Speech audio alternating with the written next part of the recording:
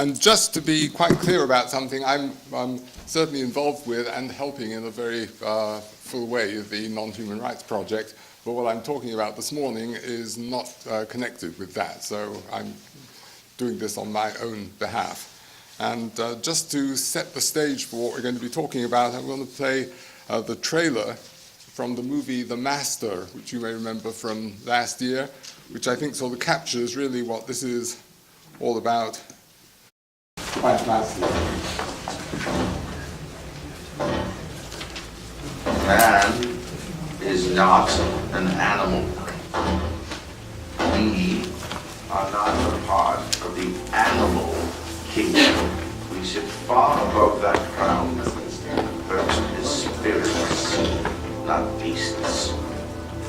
I have unlocked and discovered a secret to living in these bodies that we hold. Good science allows for one opinion, otherwise you merely have the will of one man, which is the basis of a cult. So he's telling all of his followers that you are not animals, you are exceptional, you are better, you are more than, and he has unlocked the secret to how we're going to become free of these bodies which really aren't ours, and so on. You get the general idea. The French novelist and philosopher Albert Camus wrote that man is the only creature who doesn't want to be what he is, which is to say, an animal. And what I'd like to talk about is how our need to tell ourselves that I am not an animal is at the heart of the destruction that we're wreaking on our fellow animals, on the planet, and on each other too, and why it's so hard for us to recognize personhood in other animals, just by extension of that. While there are more animal protection groups today, and the largest ever environmental movement that there's ever been, these are no match for the level of denial and terror that lies at the heart of the human condition. And that's the fundamental problem. So, the situation today, with the exception of companion animals, with whom I worked for about 25 years at Best Friends Animal Society, in that area we achieved quite a lot of success. But that, of course, is in part because we relate to them more as members of our own family. So apart from them, the situation for animals everywhere is just getting worse by the day. Scientists, as we know, tell us that we're well into the 6th great extinction that's unfolding more rapidly all over the world than any of the previous 5.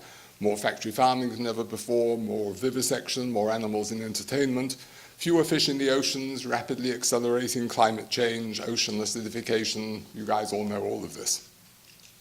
And we're staring into the face of complete global catastrophe, while still telling ourselves as humans that we are exceptional, superior, and the answer to all the world's problems. A psychiatrist would call that delusional. Can any of this be turned around? I honestly don't know. I don't think so. And the reason for that is that as long as we keep telling ourselves that I am not an animal, we can't solve the problem because we are the problem. If you want to understand why we so much don't want to be animals, and that would have to be the key to this whole conundrum, why we want to be superior to nature and exceptional and above it all, a good place to start is the 1973 Pulitzer Prize-winning book by the anthropologist Ernest Becker, and it's called The Denial of Death. Becker pulled together strands from some of the best work in the fields of psychology, philosophy, and theology to come up with his central thesis, which is that at the core of human psychology is our terror of our own animal nature, our constant anxiety over the fact that we are animals, and therefore, like all the other animals, we grow old, we die, we rot away, and we are consumed by other living creatures. The other animals, unlike us, don't fear death the way we do, at least as far as we know. Certainly they have moments of terror when they're faced with the immediacy of it, but the rest of the time they get on with their lives, mostly in a peaceable and content fashion. For us humans, it's very different. We spend our lives trying to avoid our inevitable fate.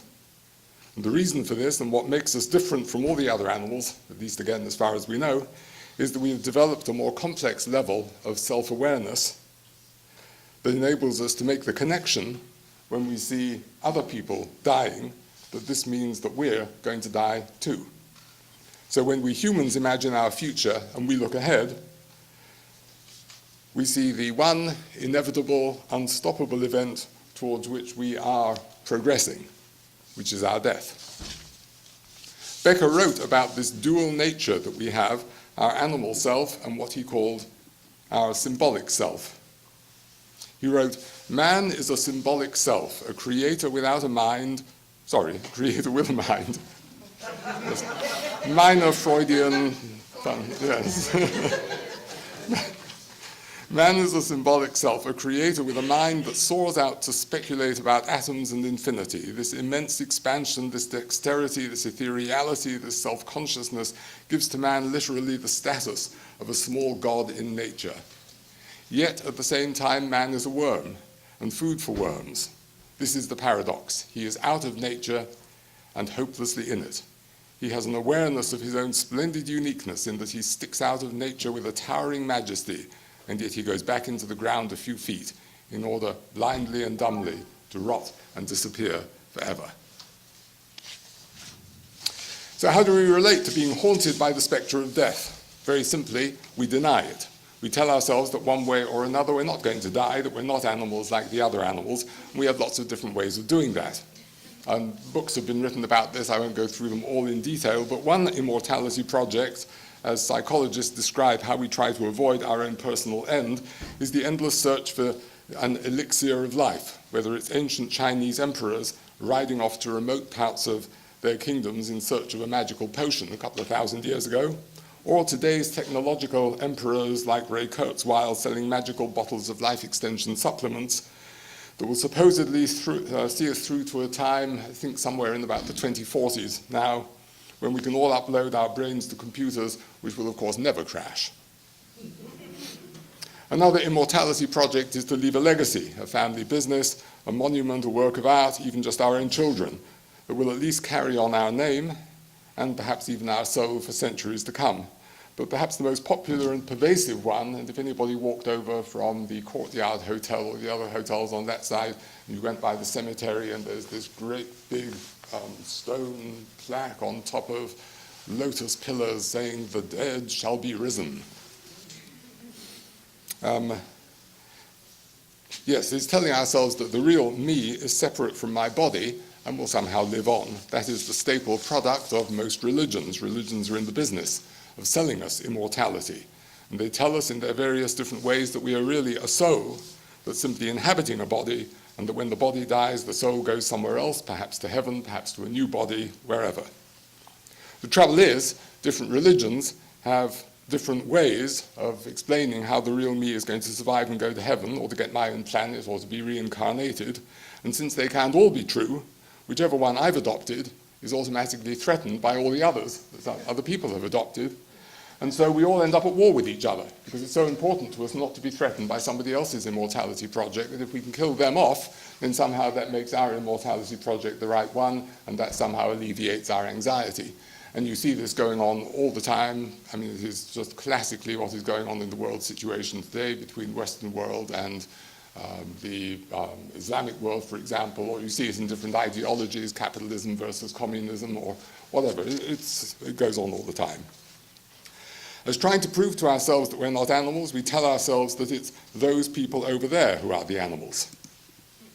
Think of how the Nazis, in their quest to become superhuman and to build a Third Reich that would live for 1,000 years, another great immortality project, if not forever, had to externalize or project their own animal nature onto Jews and gypsies and homosexuals and other outgroups, portraying them as the subhumans, the animals, the rats, and the vermin.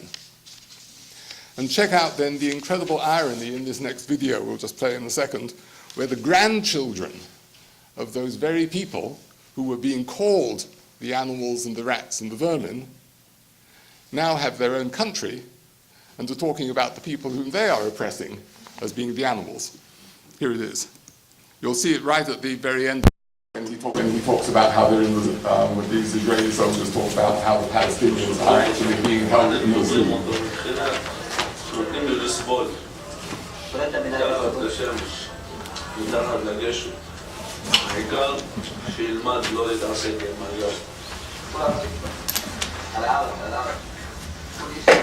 I should have mentioned this is the border crossing.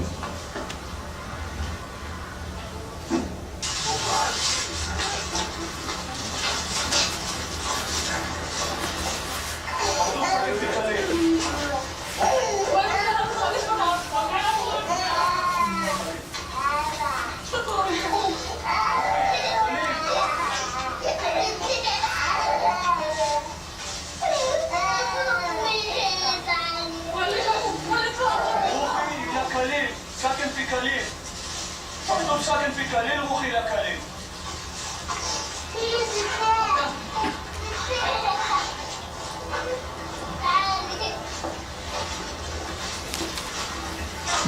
الزكاة معصين لما يردي معصين.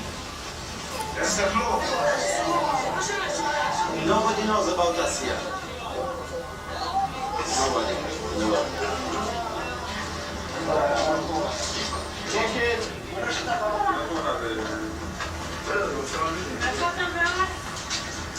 Here it comes.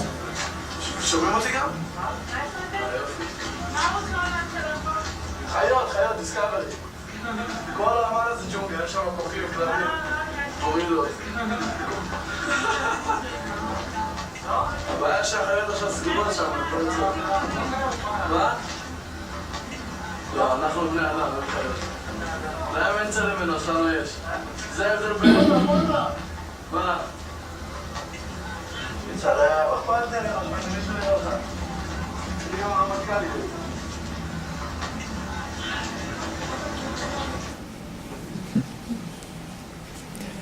We're the humans, they're the animals.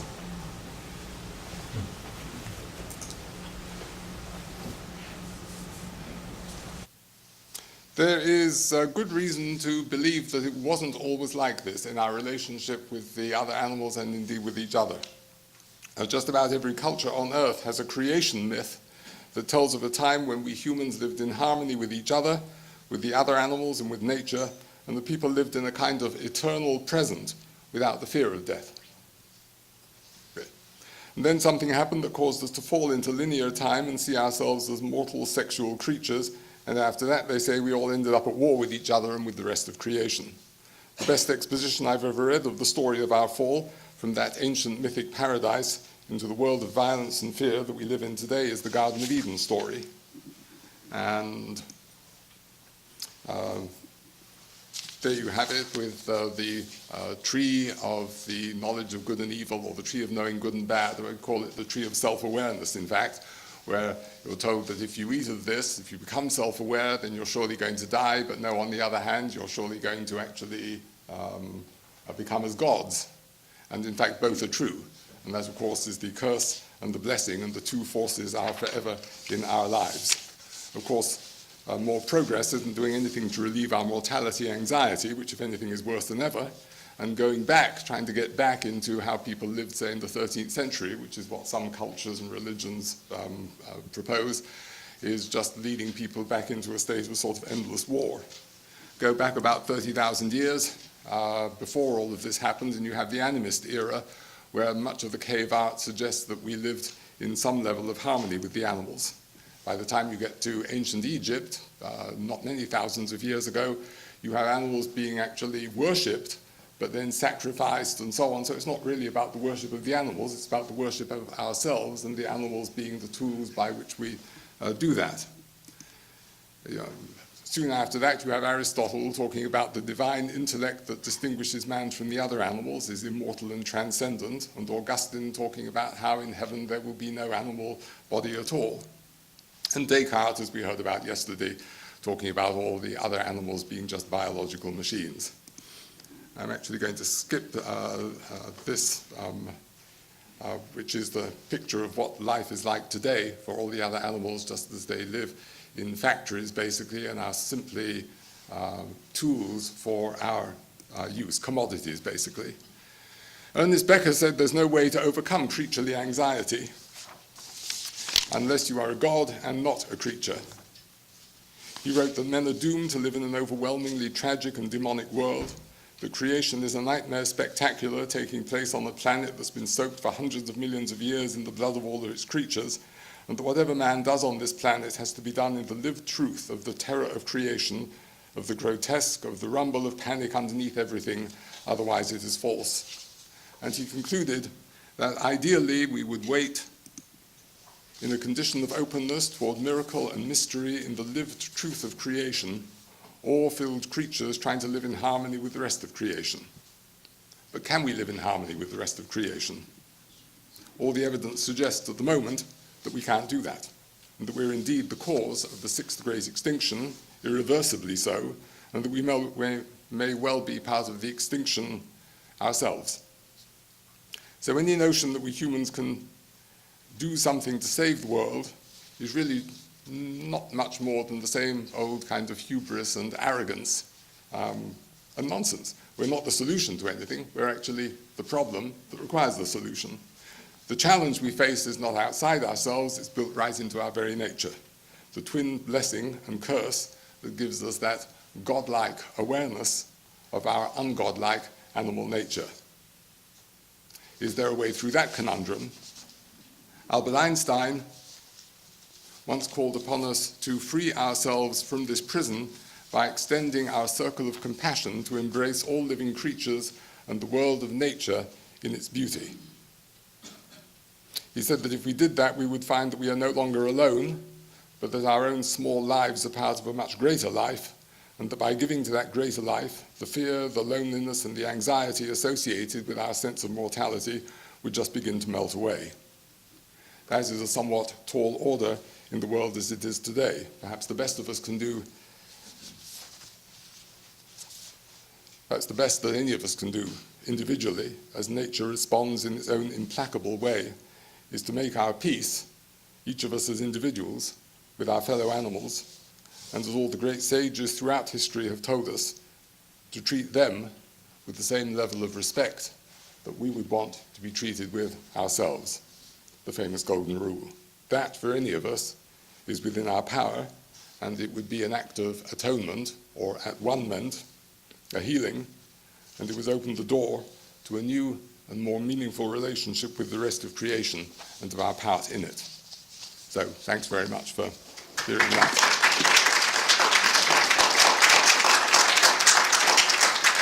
We got time for a few questions? Great.